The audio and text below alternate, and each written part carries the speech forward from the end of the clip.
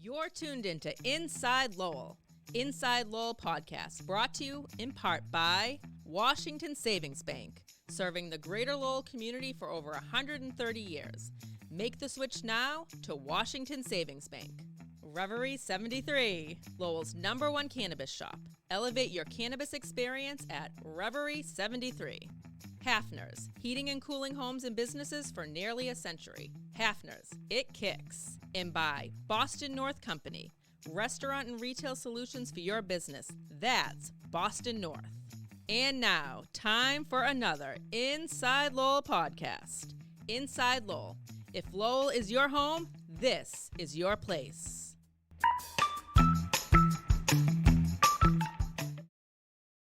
Buongiorno. I'm Jim Campanini, the co-host of the Grapefully Yours Wine podcast, coming to you from InsideLowell.com studios in downtown Lowell. My co-host is the wine butler, Mike Pigeon. Here. And we have producing the show, the owner, Teddy Panos. Okay, who also manages the fine family establishment Athenian Corner in downtown Lowell. So, Mike, I have a triple surprise for you, or what we call in horse racing a trifecta. And I want to thank my friends at Colangelo Public Relations, who has a wine division, and they send me wines to sample, and I write my columns off them and stuff. And so it's that time of year when things, really hot, muggy. We just went through a stretch and everything. Well, I told them, I said, I want some cool, chilled wines that you can chill, including the reds. Now, Spanish wines are known. The Spanish heat is unbelievable during the summer. So the Spaniards, they like to relax, chill out. And they chill their red wines, especially the Rioja wines, okay? Now, Rioja is a region in France. It has Spain. And Spain, I'm sorry. And it's one of the the region is one of the known for its high quality wines. So that's when you see Rioja on the bottle, it has a distinctive, a distinctive quality. To spicy. Well, yeah, because it's the so like Sangiovese is the wine of Tuscany. Okay, Tempranillo for reds. Mm-hmm. That's the #1 red grape in Spain. A fascinating, beautiful red wine Tempranillo makes. So we're going to taste a white wine that is from Rioja. Mm-hmm. Okay, it's a blend, mm-hmm. and these are all from the El Coto. Look at the El Coto Winery and Rioja, okay? And the El Coto family, it's a family-owned winery, okay, that they started in the 1970s, all family-run, sons and daughters, fathers and mother, and they have become one of the largest producers, okay, of everyday drinking wines in Spain and exporting it across the world. They're not the largest, but I tell you, all these bottles, I was stunned to see that they're in the million bottle production range. Okay, so they turn it out. And the good thing for viewers out there, you want to relax, you want to enjoy Spanish white. You can see this chilled, the rosado and the red. You can get these 3 bottles now combined for around $28 at the New Hampshire liquor stores. They're on sale. The white is on sale for, I think it's $8 a bottle, regular $10.99. The rosado is on sale for around the same price. And then the crianza red is probably the most expensive. I think I saw it was $12.99. That's a good deal. That's a good deal. 3 nights, 3 different tastes. Yeah, yeah, and you know what? The white and the red, you can also make a sangria with them. You know, you can even put the Campanini red if you wanted to make a more substantive one. But these will all make great wines. But these are patio sippers, and naturally, you can enjoy these with chicken, with fish. Naturally, the red with more with bigger meats. You can have hamburgers, hot dogs, but it's known for even steaks and game and aged cheeses and stuff. Sitting outside with salsa and some scoops. Oh, it'd be fantastic. Nice. Yeah. So, I know you are not partial to white wines. Okay, you like the red wines, but I want you to try the Rioja white. Okay, it's called El Coto Blanco. You said that's a blend? Yeah, this is a blend of 3 grapes. Okay, it's got a little Sauvignon Blanc in it, and then two native grapes, Viura, Viura, okay, and Verdejo. Verdejo, which is a top premium white grape, that we've often had. The Portuguese also grow it, but the Spanish are known for it. It's in a I lot haven't of. even got that out to my lips yet, but I feel I'm going to get the taste of grapefruit in there. I just looking Well, at it. I don't know. Yeah, it's got a nice. Yeah, it does have a nice color. It looks like a little effervescent. I don't know. I see a little bit, effervescence in there. Maybe But just it's from got opening. nice white orchard effervescent. Yeah, I could smell that grapefruit and Yeah, stuff. I expected that. Not So that let's it's give it a bad. little taste. See what.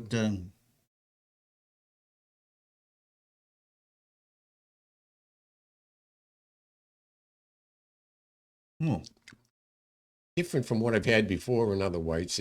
well, I haven't had that grape probably before. Yeah. Maybe from now the wine goddess during the summer, she drinks Chardonnay by the all bottle. that time. Yeah. Which is like Judy, your wife. the She loves Chardonnay. Chardonnay. They're partial to Chardonnay. And I try to say, hey, change your palate if it's a while. That's why I drink Italian whites, because they all have different flavors and tastes from different regions.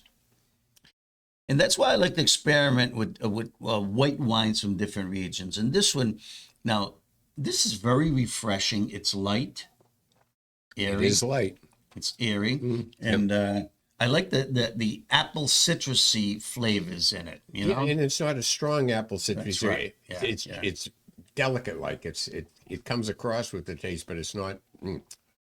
And just that little touch of Sauvignon Blanc. I think it says here I think they have 4% Sauvignon Blanc. very little. The main grape is the Viura, which is 93%. But it gives it just a little crispiness. It's a nice taste. Refreshing, yes. I like it. And it's not that, it's sometimes 100% Sauvignon Blanc, it gives you a little, That's it why gives I'm me not a acid fan. reflux Yeah, right, sometimes, yeah, But this has such a soft, Yep, soft. soft taste. I could probably, Yeah, it doesn't come on strong. this drinks like water, It's got a taste and it flows. It flows. I like it. I could have this with my Wheaties, which we're doing right now in the morning, So, all right, we'll thaw that out. So let's give it a. That's So nice. this is let me see the elevation for the vineyards about 840 meters. That's a good size. So it's get some sunny exposure, and it's aged in stainless steel. It's 12.5% alcohol level. That's normal. Okay.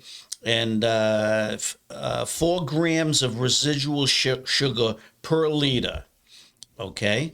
So that's what that's another thing. It's, that's average, but the production quantity, they sell a lot of this wine. 3 million bottles are produced a year. That's a lot. That's a lot. And, Spain was known up until 10, 15 years ago of keeping most of their wines in country, and then they'd send their bulk juice across the world to be used in other wines. Other wines, you know, mostly in Asia and even to America and stuff. Now they're realizing, you know, Spain is producing really good wines, drinkable wines, and if the Spanish wanted to keep it all to themselves, there's a reason. So now you've got, this is a New Jersey company who distributes this, a very good one, Opici.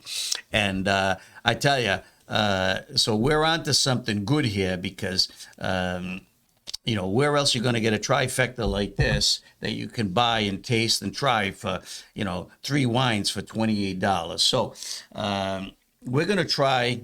Let me take a little water. You want a little water? No, I have some. I have a little. Yeah. Okay. So now, crianza. Do you know what crianza means when you see that on a bottle of Rioja Spanish wine? Do you know what that means? What is the word again? Crianza. So no. Rest it. No. Crianza 2019, El Coto Crianza, Rioja. So like I said, Rioja is a region, one of the top wine producing regions in Spain, also for quality. Crianza is the aging process, okay? Like the Italians put Reserva on their wines, right, for wines that age longer. In Spain, crianza means that the wine has to be aged for at least 2 years. Okay, mostly in wood, oak. All right, but it could be a combination. It could be 1 year in oak, 1 year in bottle. Okay, but it has to be aged for at least 2 years. Is that a long time for a low price wine? Do they all have that? Well, it's a quality thing to soften the grape, the texture, to make it, you know, if they leave it for 2 years straight in the oak, depending on whether the oak is young or old or neutral, you know, it could change the taste of the flavor. You know, it adds that vanilla, buttery flavor. Most reds, no, you want to soften the tannins. You want to make them sweet tannins and stuff. And so this one, this is aged. I think it says 2 years in stainless steel, oak, and a bottle. So, but it's 1.5 years in oak, 6 months in bottle. So they give this a nice little rest in that oak. And what it does is, you know, it just softens those tannins, adds a little structure. It puts a little nuance into it, some character. But we're going to find out. Yeah. Okay, we're going to find out. Let's give it a little time. And you notice now, you feel I put a little chill on this morning? Yes, I saw it. I felt it. Yep. So this is something that during the summer, you know, it's fine to chill. You know, Spanish wines, Portuguese wines, and even Greek wines. You know, you can put a little chill on it. I wouldn't put ice cubes in it because that diminishes the taste, but you can put a little chill, sometimes up to 15, 20 minutes before you're going to serve it. Now, I got a nice Italian red that I have at home that I opened it up. I put it in the refrigerator for 3 days because I wasn't going to have it right away. And I took it out the other night, 40 minutes before we had it with a nice pasta dish, and it was fine. You know, it was fine. So, wow, got a nice blackberry. Yeah, I picked that up right away. That's very inviting. It's inviting when it's got a good nose. And you can smell a little of that sweetness. It almost smells like a little sweetness there, a little.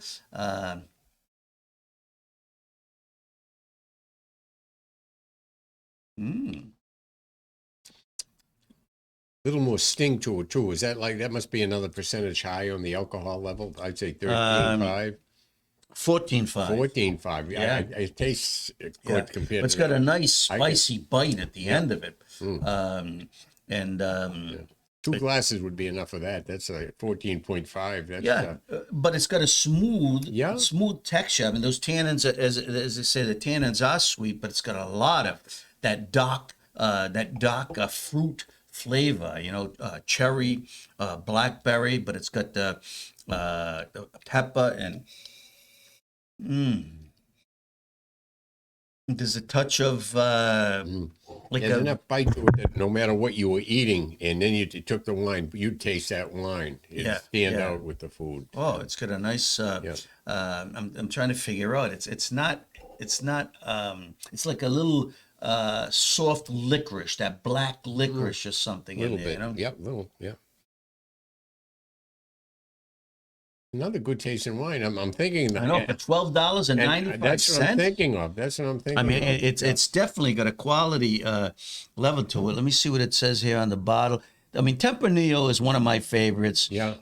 Even Chile produces great Tempranillo. The Spanish. Yeah.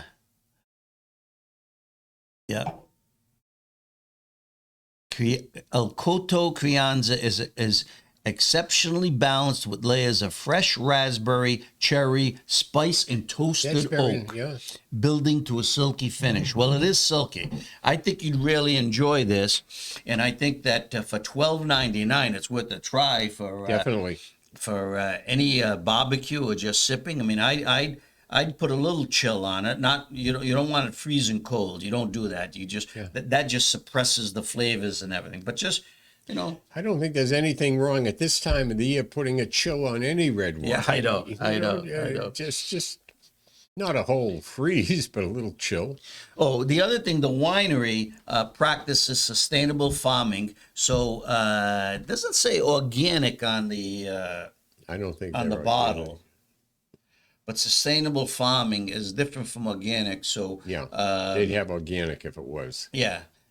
But that's a good sign. Most European wineries now have a deadline to all go to sustainable farming methods and stuff to save the water, preserve the land and stuff. So I'll have to look up the El Coto family history and write that in my column and stuff. But it seems like a very good wine. Now, only 4.6 million bottles are produced a year.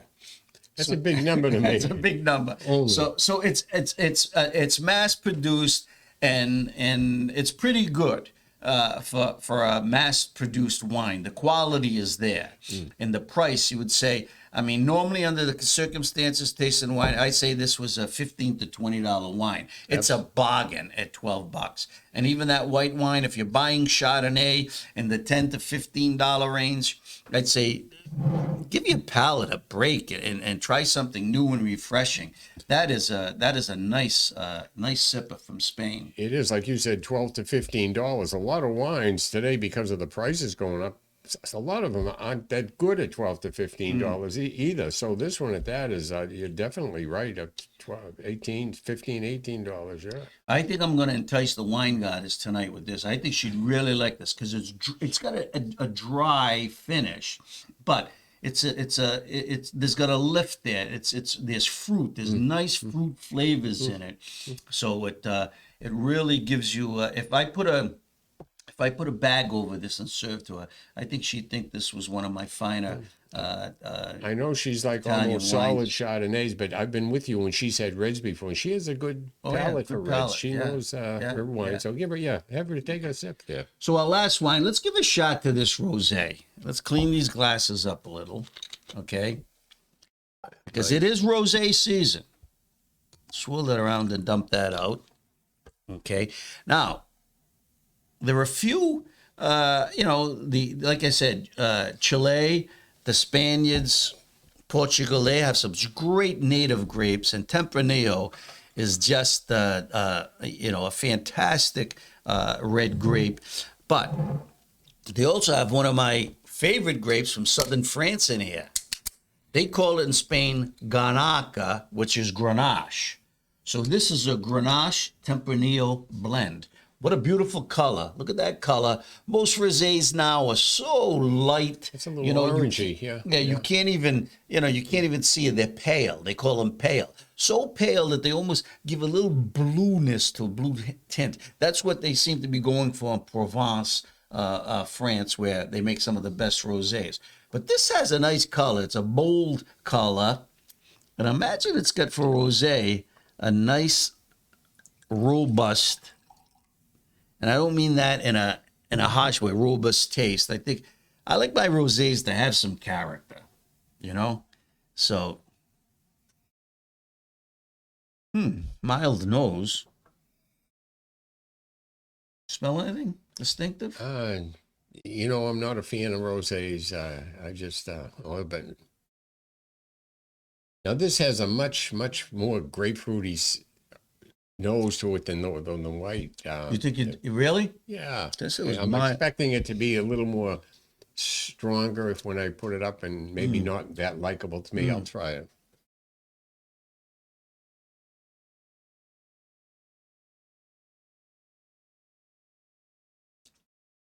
Interesting.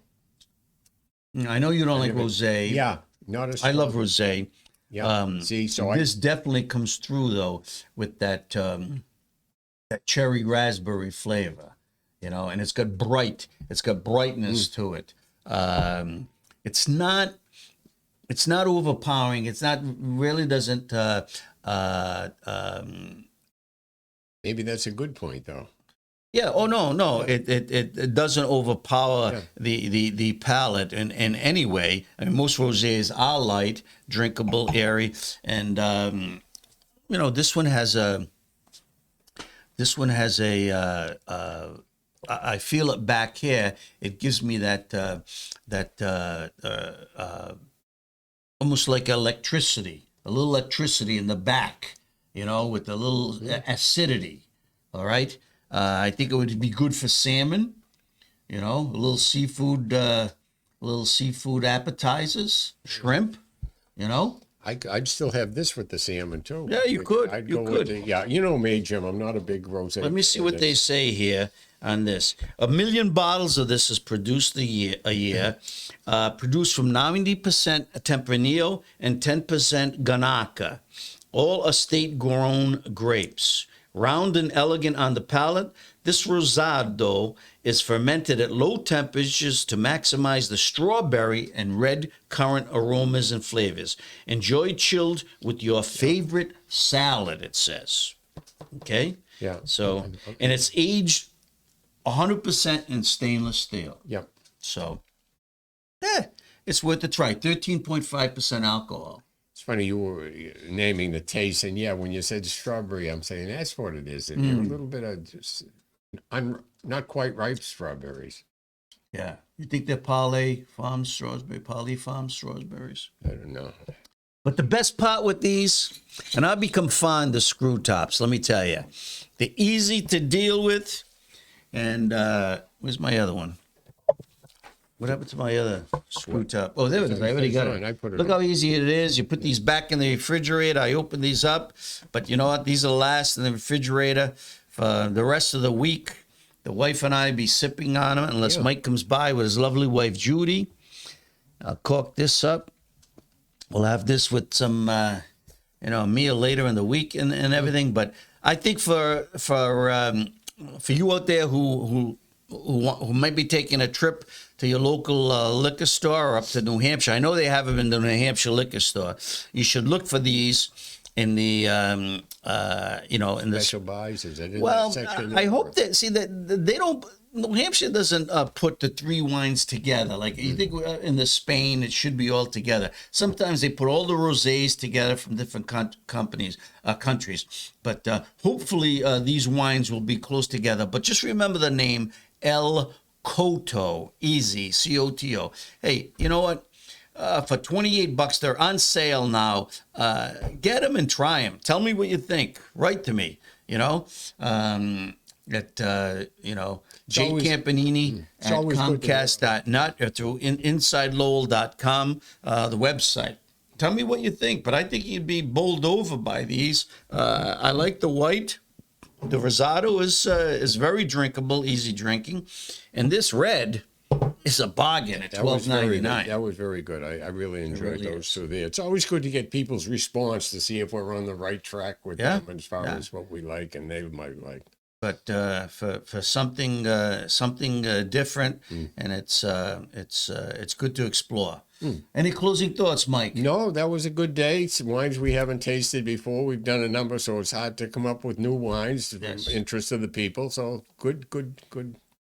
So I just received a couple of bottles from my good friends in Sicily, and for the first time, you know how in Tuscany the winemakers have the Super Tuscans. Those are blends of Cabernet Sauvignon and Merlot, which are native French grapes. They combine them with Sangiovese or other Italian varietals, and they created a Super Tuscan variety. Well, I just tasted a Super Sicilian, okay? Cabernet Merlot with the two noble grapes from Sicily, Nerello Mascalese and Nero d'Avola. I think when you taste it, that hat is going to flip off your head.